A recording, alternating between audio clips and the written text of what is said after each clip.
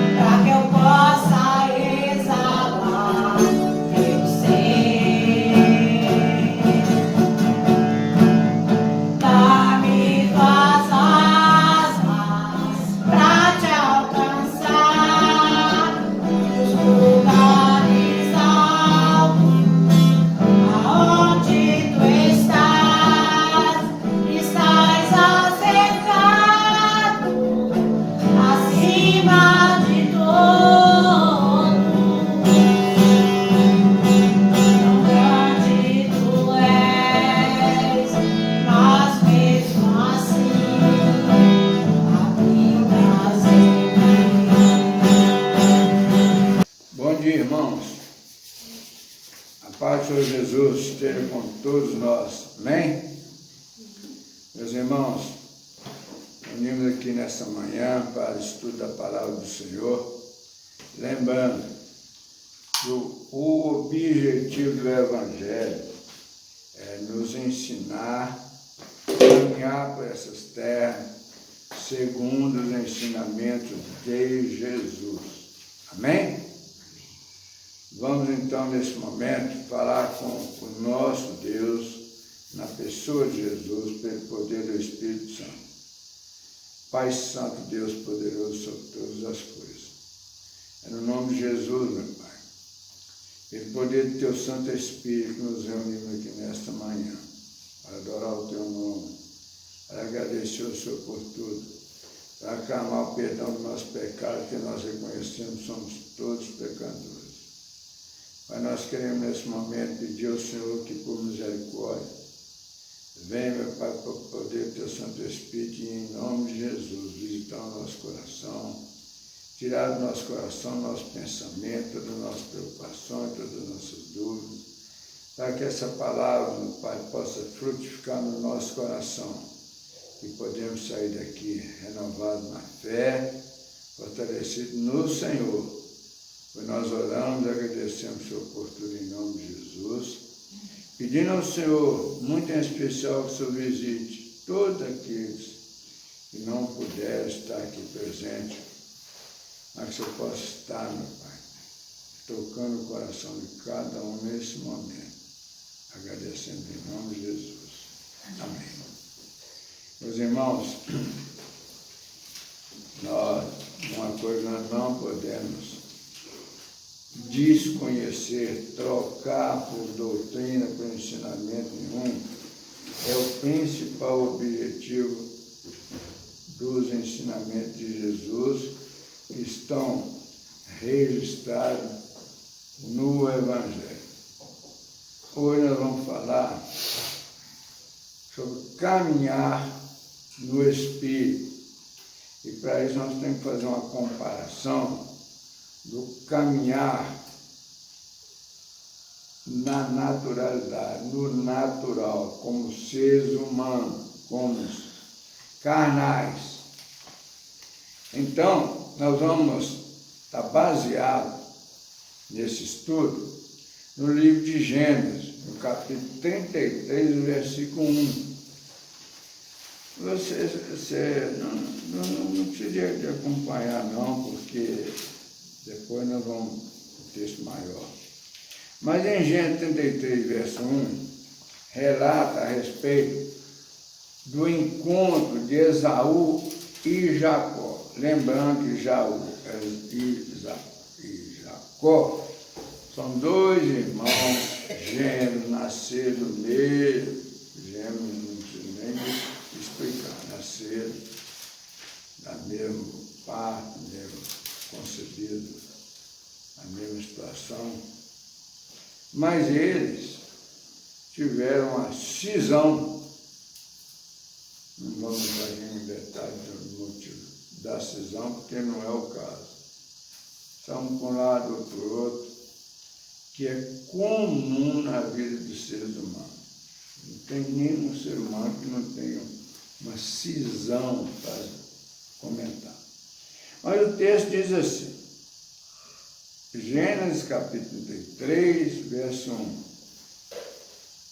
Levantando Jacó os olhos, viu que Esaú se aproximava, e com ele 400 homens. Então, passou os filhos a Lia, a Raquel e as duas servas. O que é que nós vamos entender? Existia uma cisão há muitos anos que eles não se encontravam. Mas, Jacó numa caminhada, ele levantou os olhos e viu que Esaú, seu irmão, se aproximava, chegava perto dele, e com um exército de 400 homens. Davi temeu e tremeu, não sabia o que ia acontecer. Então passou os filhos, as suas mulheres e suas concubinas, ou servas. Então passou só, ficou os filhos aqui, tá? E foi à frente, para se encontrar com o irmão. Aí no verso, mesmo capítulo 33, verso 8 a 15, nós vamos ver que uma ação pessoal, uma ação natural, uma ação humana de Jacó para com seu irmão Esaú. Diz assim, a partir do verso 8, diz assim, perguntou Esaú, quando eles encontraram, lógico, qual o teu propósito com todos esses bandos que encontrei? Esaú perguntou a Jacó, qual o objetivo da sua caminhada? Onde você está indo? O que está acontecendo? Aí respondeu Jacó, para lograr mercê na presença do meu Senhor. Aí ele fala, respondeu Jacó, para lograr mercê na presença do meu Senhor, dando a superioridade a Esaú, chamando Esaú de senhor dele. Então disse Esaú,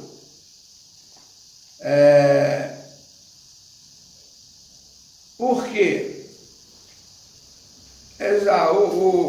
Jacó, astuto, todo ser humano é astuto de acordo com as suas necessidades e conveniências, todos nós temos astúcia, nós sabemos como nós vamos agir. Então, o que Jacó fez? Jacó levou um presente para Esaú, um presente, isso é muito comum no ser humano, levar um agrado para receber um agrado, né? Aí, Esaú, com aquele presente, Esaú disse a Jacó, eu tenho muitos bens, meu irmão, guarde o que tem, não precisa do seu presente. 10. Mas Jacó insistiu, não recuses, se logrei mercê diante de ti, peço-te que aceite o meu presente, porquanto vi o teu rosto como se tivesse contemplado o semblante de Deus e te agradasse de mim. Olha o discurso de Jacó. Jacó passou um azeite em Esaú, na maior inteligência, ele diz assim: não, meu irmão, não recuso meu presente, se logrei mercê diante de ti, se a minha presença agradou a você. Olha o discurso. Aí, peço-te que aceite o meu presente. Se você gostou da minha presença, você aceite o meu presente. Por quando viu o teu rosto, como se tivesse contemplado o semblante de Deus, porque eu te vi como se eu estivesse vendo Deus. Olha que astúcia de Jacó. É por isso que o nome dele, Jacó, significa trapaceiro, velhaco. Aí, e todos nós somos velhacos de acordo com as nossas conveniências. E te agradaste de mim, vi o teu nome como semblante de Deus e vi que você agradou de mim. Ele tirou até o jeito de Esaú falar qualquer coisa com ele. Passou um melado em Esaú. Aí ele continua: peço-te, pois, recebe o meu presente que eu te trouxe, porque Deus tem sido generoso para comigo e tem fartura. Instou, animou, me levou e instou com ele até que eu aceitou. Insistiu com ele até que Esaú aceitou o presente dele. Disse Esaú: partamos e caminhemos, eu seguirei junto de ti.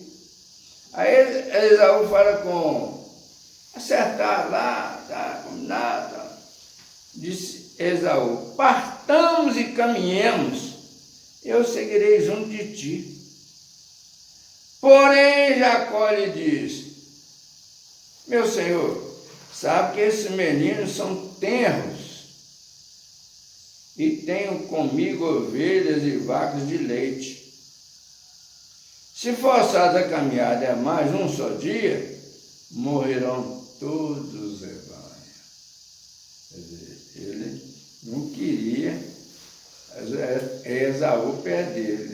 Ele estava preocupado com o encontro, não sabia o que ia encontrar. Não queria nada com Esaú, distância de Esaú. Aí deu essa desculpa: não, meus meninos são pequenos, meu rebanho é muito grande, se eu apertar muito a corrida, meu rebanho morrerão. Então ele continuou: passe, meu senhor, adiante de seu servo, passe na minha frente, Esaú, e vai embora. Eu seguirei guiando-as pouco a pouco no pasto do gado que me vai à frente, e no pasto dos meninos que são crianças, andam devagar, até chegar a meu senhor em Seir, até encontrar com ele na cidade chamada Seir, para que ele fosse.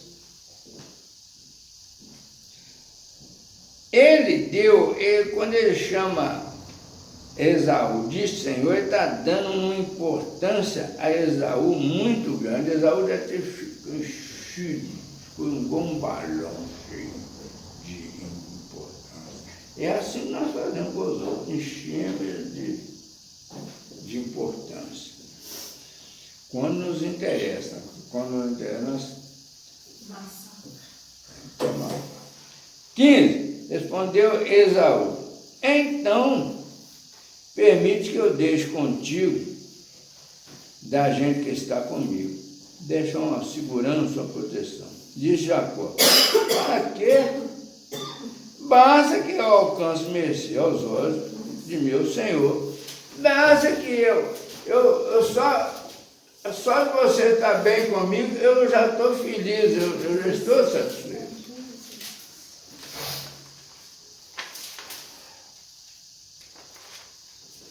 Está vendo como que caminha o ser humano natural? É astuto, velhaco.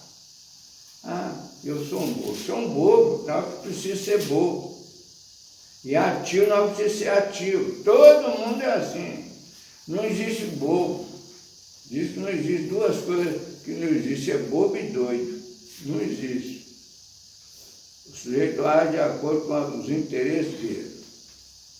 Mas nós vamos ver aqui, para nós entendermos a nossa caminhada espiritual, porque é o que o Evangelho nos ensina a caminhar espiritualmente, em comunhão com o Senhor nosso Deus, espiritualmente. Nós temos que estar caminhando aqui como se estivesse na eternidade, como se estivesse no céu. Por isso nós temos que estar, a vida aqui para nós tem que ser um céu, tem que ser de boa mesmo, tem que ser boa. Deus é bom, Deus não criou ninguém para sofrimento, não. Mas então, nós vamos, como que Deus falou à humanidade, tanto aos judeus quanto aqueles que não foram judeus, são chamados gentios. Ele falou pelos profetas. Os profetas falaram. Aí, a esse respeito, nós vamos ver o que o profeta Isaías falou a respeito do poder absoluto de Deus. Isaías falou a respeito do poder absoluto de Deus, para quê? Para nós entendermos que Deus existe, Deus é poderoso. Aí Isaías, verso 40, capítulo 40, do verso 26 ao 31, Isaías profetiza, dizendo ao povo judeu e também a toda a humanidade, ele diz assim, Isaías 40, verso 26 ao 31. Ele diz assim: levantai ao alto os olhos e vede. Levanto, abro os olhos e vejo. Quem criou essas coisas todas que você está vendo aí? O céu, a terra, a vegetação, a céus, os astros. O que seus olhos alcançar foi Deus que criou. Aquele que faz sair o seu exército de estrelas. As estrelas é um exército de Deus, é Ele que fez. Todas bem contadas, Deus sabe quantas estrelas estão no espaço. As quais Ele chama pelo nome, cada estrela tem um nome dado por Deus. Por ser dele, Deus, grande em força e forte em poder. Nenhuma só venha a faltar. Quer dizer, está dizendo que todas bem contadas, as quais ele chama pelo nome, por ser ele, Deus, poderoso para contar as estrelas. E além de contar as estrelas, ele dá nome a cada um deles. Deus é poder absoluto. 27.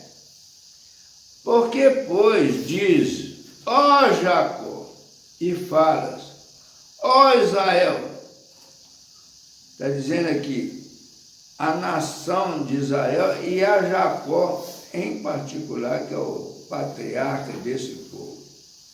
O meu caminho está encoberto ao Senhor, e o meu direito passa despercebido ao meu Deus.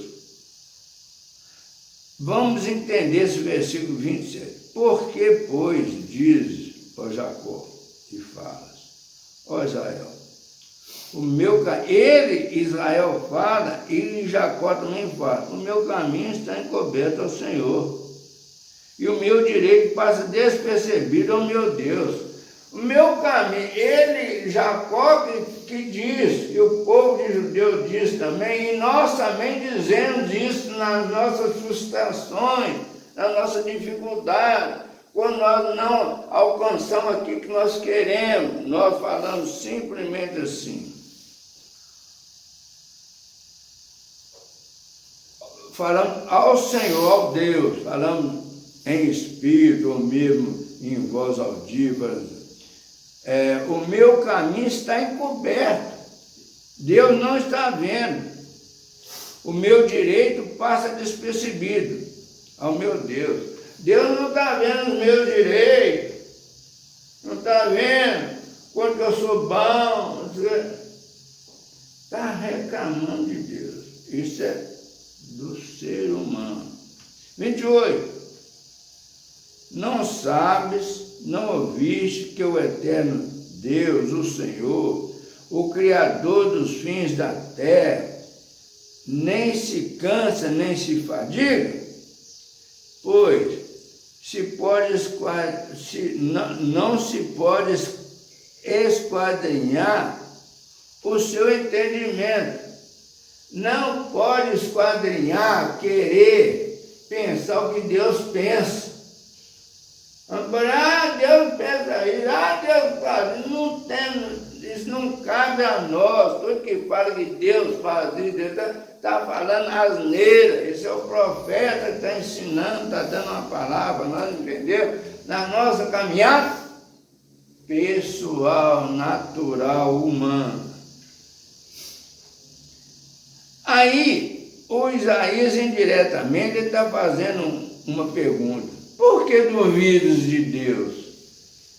Por que nós duvidamos de Deus se nós contemplamos as estrelas, os astros, as serras, os mares, os rios, a vegetação, os animais, o ser humano? Como que nós podemos duvidar de Deus? 28. Não sabes, não ouviste que o eterno Deus, o Senhor, o Criador dos fins da terra, nem se cansa nem se fadiga. Aí o eterno, não se pode esquadrinhar o seu entendimento. 29. Faz forte ao cansado. Ele restaura as forças de cada pessoa e multiplica as forças ao que não tem nenhum vigor. Ele faz forte o cansado, ele descansa aquele que está cansado e multiplica as forças ao que não tem nenhum vigor, nenhuma força. Deus pode todas as coisas, Ele age em tudo, inclusive no nosso pensamento, em tudo. 30. O jovem se cansa e se fadiga, e os moços de exausto caem. O jovem tem força nenhuma, que se cansa, as suas dias passam. Os novos ainda, de exausto caem. Nós não aguentamos nada. 31. Mas os que esperam no Senhor, os que esperam no Senhor, em qualquer situação que esteja vivendo, renovam as suas forças, sobem com asas como águias, correm e não se cansam, caminham e não se fadigam. Aqueles que não contestam, aqueles que não reclamam, aqueles que não discutem, mas esperam em Deus, entendem o absoluto poder de Deus. Isso foi um comentário, uma profecia de Isaías. Mas também o profeta Jeremias fala no capítulo 10 de Jeremias, ele fala no verso 23, ele diz assim: eu sei, ó Senhor, que não cabe ao homem determinar o seu caminho, nem ao que caminha o dirigir os seus passos. O profeta Isaías diz para Deus: ó Senhor, eu sei, Senhor, ó Senhor, que não cabe ao homem determinar o seu caminho, nem ao que caminha o dirigir seus passos. Está dizendo que o homem não cabe nada, o ser humano é um desprezível, vale nada, tem força, tem inteligência, tem nada. Ó Senhor, que não cabe ao homem determinar o seu caminho, o homem não sabe onde ele vai caminhar, nem que caminha, nem aquele que está caminhando dirigir os seus próprios passos. Então, o homem é absolutamente um zero à esquerda, tem poder, não sabe nada. Todos carecemos da misericórdia de Deus.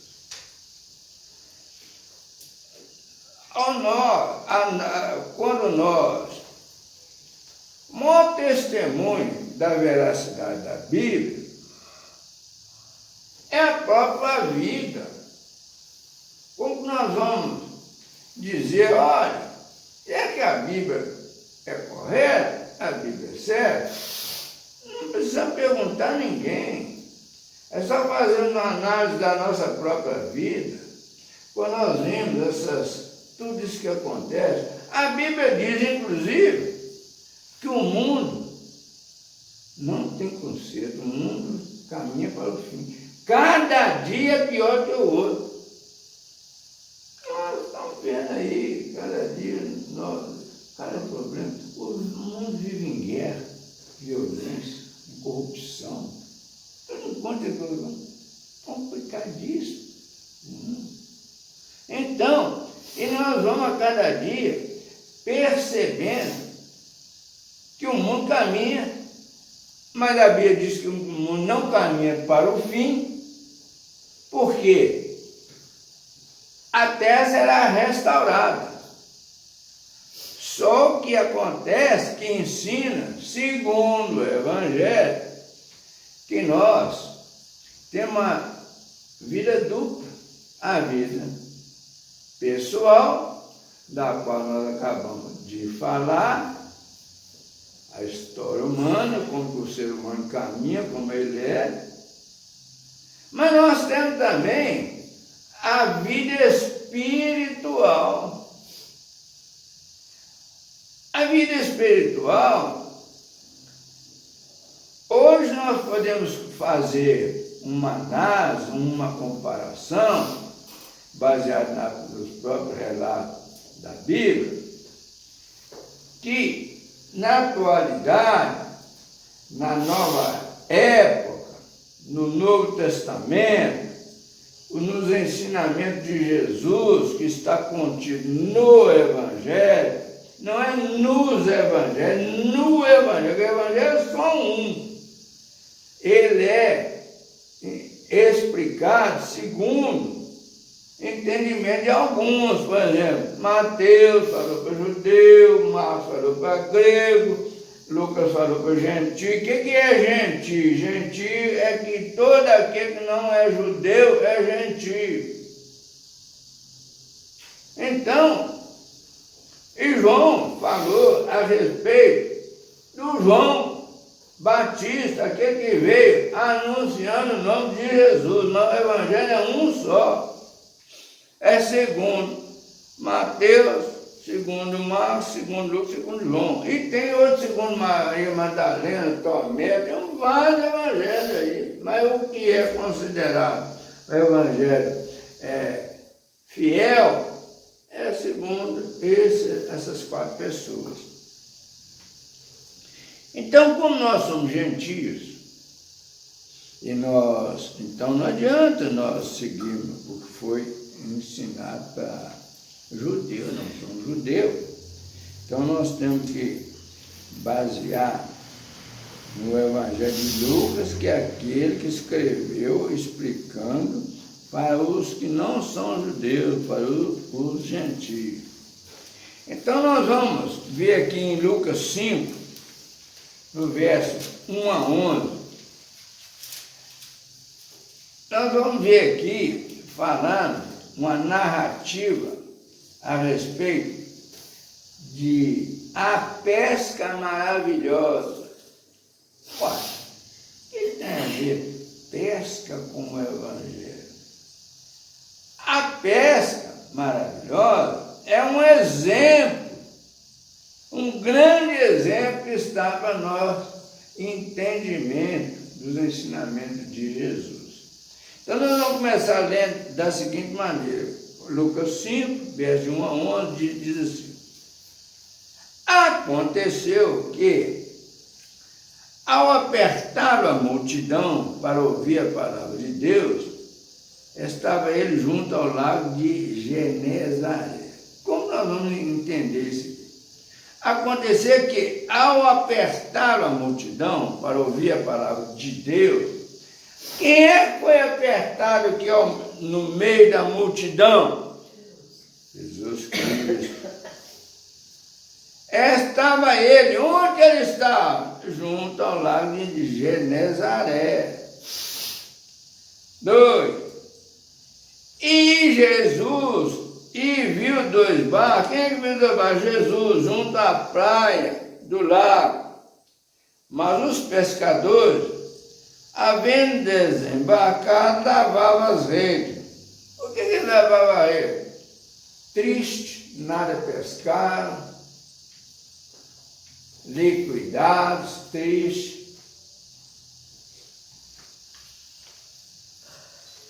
Aí, verso 3. Entretanto, em um dos barcos, entrando em um dos barcos, que era o de Simão. Quem que entrou no barco de Simão? Jesus. Pediu-lhe que o afastasse um pouco da praia. E, assentando-se, ensinava do barco as multidões. Ele afastou no barco de Simão, pediu a Simão para tocar o barco dentro de uma certa distância, e dali ele ensinava para as multidões. É como se ele estivesse num palanque ensinando. Quando acabou de falar, disse a Simão: falte ao lago e lançai vossas redes para pescar. Simão, agora está falado, vai pescar. Respondeu Simão: mestre, havendo trabalhado toda a noite, nada apanhamos, mas sobre a tua palavra lançarei a rede. Não tem peixe aí. Nós já trabalhamos a noite inteira e nós entendemos de pescaria. Mas como o Senhor que fala, vamos lançar a rede, vamos acreditar. 6.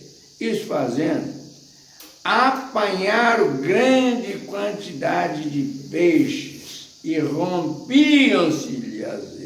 Pagar tanto peixe, as redes romperam, rasgaram, não comportaram.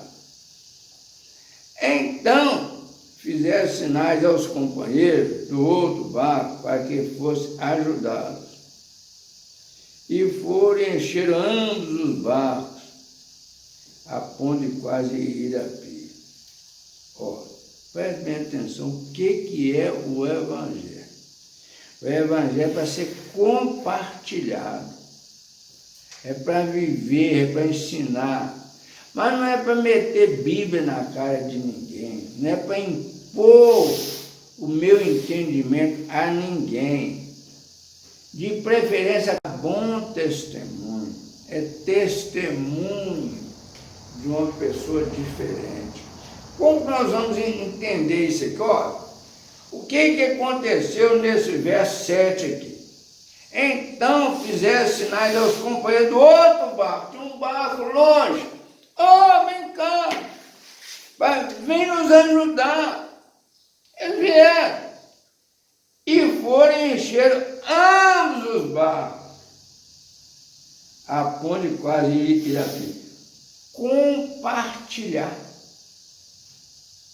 Compartilhar da bondade do Evangelho. O que o Evangelho faz na minha vida, eu preciso de testemunhar. Ele não ficar gritando, Jesus mandou usar um peixe aqui, não.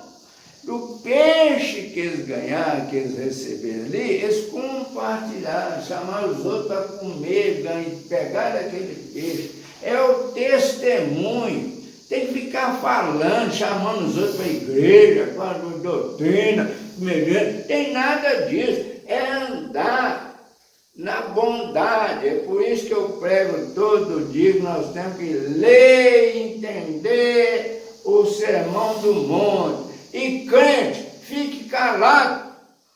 Não abra a boca para não falar bobagem, mas dê bom testemunho. Foi. Vendo isso, Simão Pedro prostrou-se aos pés de Jesus, dizendo, Senhor, retira-te de mim, porque sou pecador. Diante daquele fato ali, Simão, que até então era um incrédulo, não acreditava. Ele estava ali na especulação, querendo aprender alguma coisa, ele estava querendo salvar a vida dele, ele estava procurando receber muito peixe, ou arrumar um emprego, ele queria salvar a vida dele, não estava preocupado com ninguém não. Mas, ao que diz o verso 8, vendo isso, Simão Pedro prostrou-se aos pés de Jesus. Ele sentiu, como eu sou injusto, como eu sou incrédulo, como eu sou uma porcaria. Prostrou-se, ajoelhou aos pés de Jesus, dizendo, Senhor, retira-te de mim, porque eu sou um pecador. Ele disse, Senhor, sai de perto de mim. Eu sou muito santo, muito importante para ficar perto de mim, essa porcaria que eu sou. O que aconteceu aqui? Simão reconheceu o poder de Jesus Salvador. 9. Pois, à vista da peça que fizeram, a admiração se apoderou dele e de todos os seus companheiros. São os fatos que acontecem na nossa vida. É o fato que acontece na minha vida, não é na vida dos outros, não. Eu não tenho absolutamente nada com a vida dos outros, eu não dou conta nem da minha. Pois à vista da festa, aquele fato que aconteceu ali, a admiração se apoderou dele, de Simão, de uma tal forma, e de todos os seus companheiros. Aquele fato ali, o que aconteceu na vida dele, bem como de Tiago e João, na vida dele, na vida de Tiago e João, filho de Zebedeu. Zebedeu era um empresário da pesca, que era seu sócio. Disse Jesus a Simão, não temas, doravante será pescador de homens. Não temas, não se preocupe com a sua vida. Pratique o que eu ensino está no sermão do monte, está em todos os evangelhos, mas está condensado no evangelho de Mateus, capítulo 5, 6 e 7. aprendamos ao que está ensinado ali e pratiquemos. E lembremos, tem que pedir a Jesus que, pelo poder do Espírito Santo, nos ensine, porque de nós mesmos nós não somos capazes de fazer absolutamente nada, porque nossa carne é má. Jesus, não temas, falou Jesus falando com Simão, não temas, doravante será pescador de homens. Você vai pescar um homem. Como? Com o seu testemunho. Não é para você sair lançando gente, não. Pegando a laço, dando dinheiro, pagando. Não. Dê bom testemunho para as pessoas terem interessante viver a vida que você vive. 11. E arrastando ele os barcos sobre a praia, deixando tudo o seguir. E arrastando eles, aqueles pescadores, arrastaram os barcos sobre a praia, deixando tudo o seguir. Seguir a Jesus, não seguir a homem, nem instituições nenhuma, não. Seguiu Jesus. Seguiu Jesus.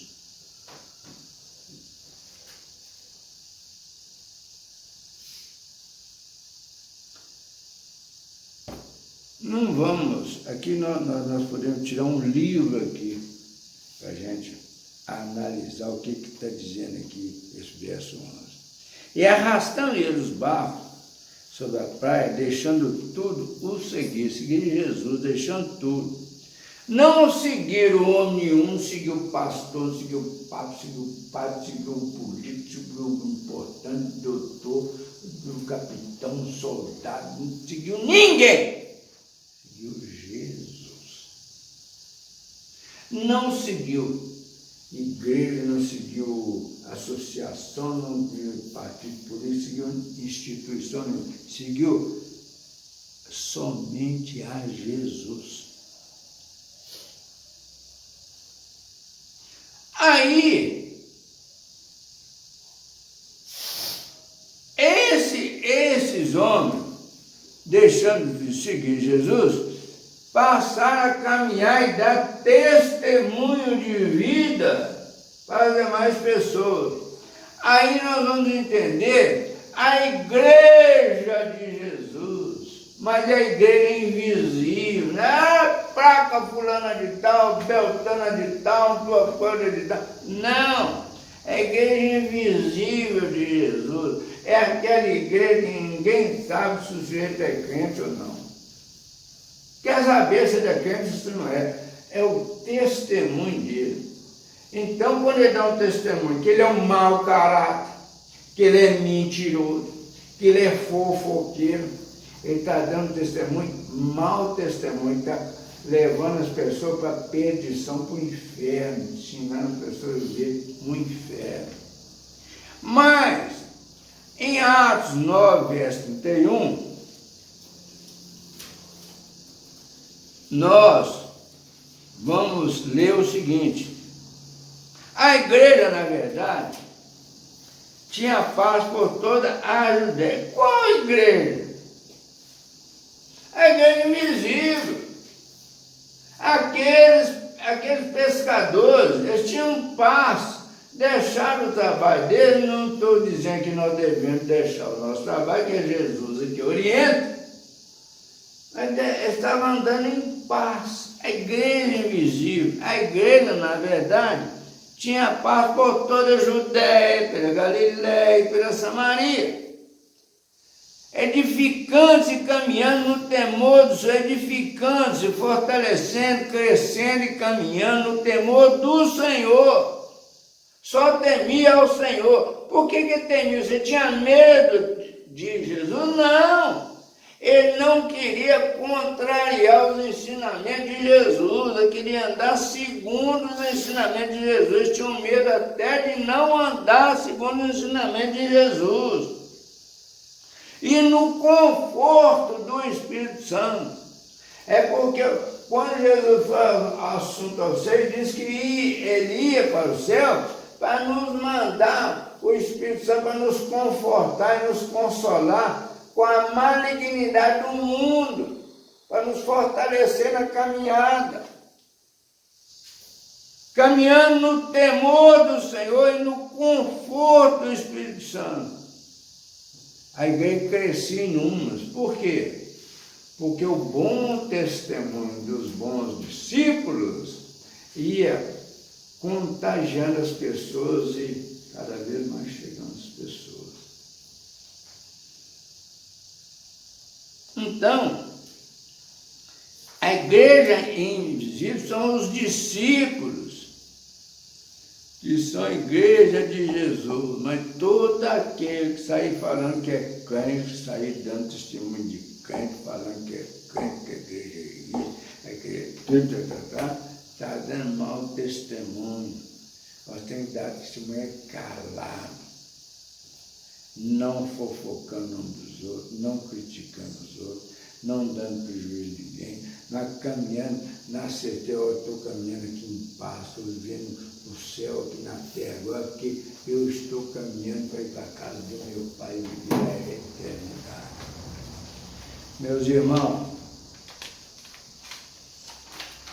essa é a palavra que nós temos para hoje, para nós fazermos uma análise da nossa caminhada como seres humanos, como pessoas que temos que trabalhar, enfrentar essa vida aí, e o que, como que a vida em espírito, baseada nos ensinamentos de Jesus e no conforto do Espírito Santo, no poder do Todo-Poderoso, que é o Pai de todos nós. Fica essa palavra para a nossa meditação, para o nosso ensinamento, que no mundo não tem nada errado. O mundo está todo certo. Tudo que você vê no mundo está certo. Porque o mundo é isso. O mundo é mau, o mundo está amaldiçoado. E o único remédio para sairmos dessa maldade do mundo é a salvação em Cristo Jesus. Amém?